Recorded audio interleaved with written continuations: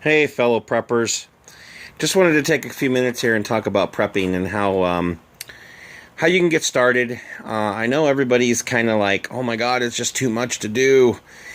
But the thing about prepping is you have to get started somewhere. So you start by getting the necessities. What you see here, what we have here, just a bunch of water bottles. This isn't by far all of our water, but we have a couple different ways to get water. This is our drinking water. I mean, we literally drink this water all the time.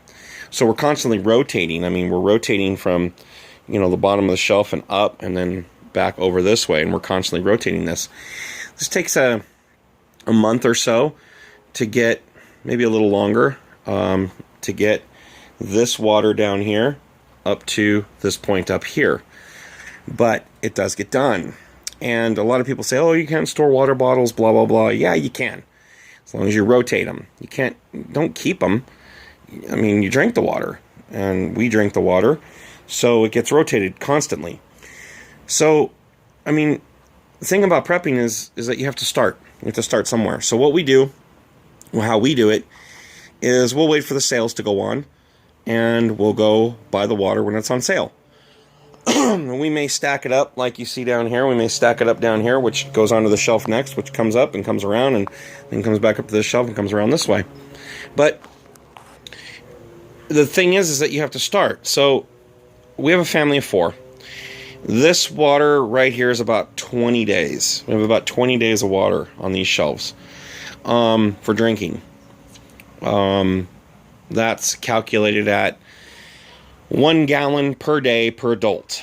Now, if we use more than that, which we have other water we use, but this is just water. So this is how it's calculated out, or at least how I've calculated it out so far. So you just go and you buy, when they go on sale 3 or 4 at a time, you go in to buy 3 and 4 and you put them up there. And if you have a little bit of extra money, buy 8 instead of 4. If you drink bottled water, then it's even easier. You just buy twice as much, put a couple away. When it goes on sale again, go buy the same amount again, put a little bit more up on the shelf. You just keep doing that, and eventually what ends up happening is you wind up with 20 days of water. I mean, it's the same thing for, medical supplies. It's the same thing for anything else. You could find great deals anywhere. I mean, just as an example, we have medical supplies. I buy these bandage rolls.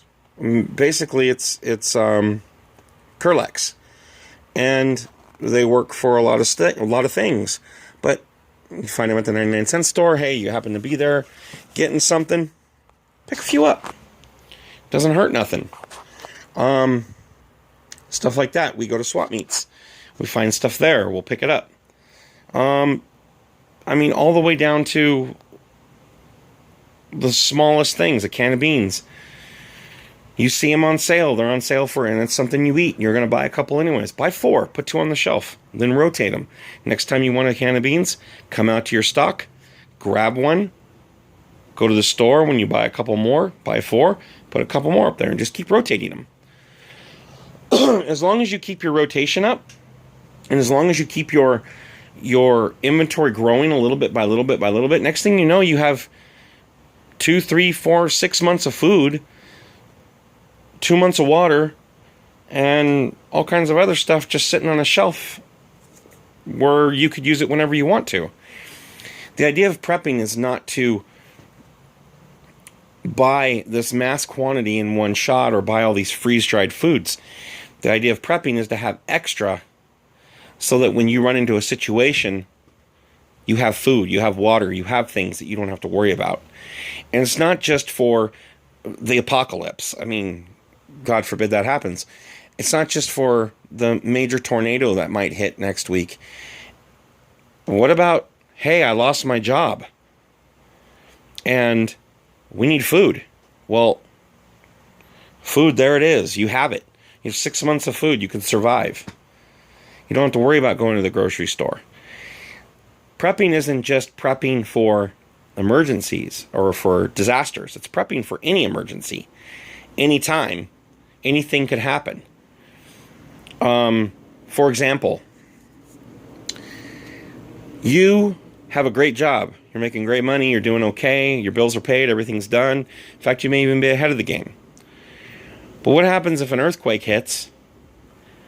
Maybe your house isn't destroyed, but maybe your business is. Maybe the business where you work is. Maybe it's demolished. Can't go back into the building. Can't work until the building's taken care of, or at least they find a second site. That could be a month, 2, 3, 6, a year. What are you going to do? This is what we're talking about. Prepping isn't just for disasters. It's for any emergency. Anything could happen. You never know. Think about it. Buy a little today. Buy a little extra when you go. Next thing you know, you've got more than you need, and you're doing fantastic, and you've got everything situated. The hardest part about doing this is the rotation and teaching the people that you're taking care of to do the same thing. Some words on prepping. So we'll talk to you next time.